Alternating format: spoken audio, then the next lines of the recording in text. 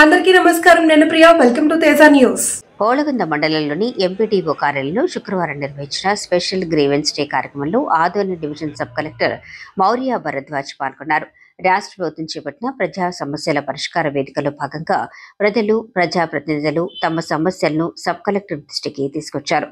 ఈ సందర్భంగా మాజీ సర్పంచ్ రాజా పంపన్నగౌడ్, టీడీపీ నాయకుడు మిక్కిలినేని శ్రీనివాసరావు ఓలగుంద ఆదోని రహదారి దయనీయ పరిస్థితిని వివరించారు.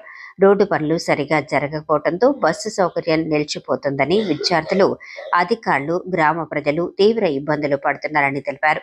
వెంటనే రోడ్డు మరమ్మతులు పూర్తి చేసి బస్సు రాకపోకలు ప్రారంభించేలా చర్యలు తీసుకోవాలని సబ్ కలెక్టర్ను కోరారు. అలాగే ఎస్సీ హాస్టల్ పునః ప్రారంభం అంశంపై భారత విద్యార్థి ఫెడరేషన్ ఆధ్వర్యంలో వినతి పత్రం అందజేశారు. సొంత భవనం ఉన్నప్పటికీ హాస్టల్ మూసివేయటం వల్ల పేద విద్యార్థులు వసతి లేక విద్య నుండి దూరం అవుతున్నారని, వెంటనే హాస్టల్ పునః ప్రారంభించాలని విజ్ఞప్తి చేశారు. ఈ సందర్భంగా ఎస్ఎఫ్ఐ, ఎంఆర్పిఎస్ తో పాటు ఇతర సంఘాలు, పార్టీలు కూడా తమ సమస్యలపై అర్జీలు సమర్పించాయి. కార్యక్రమంలో మండల నాయకులు, వివిధ శాఖల అధికారులు, పోలీసులు, గ్రామ పెద్దలు, ప్రజలు పాల్గొన్నారు.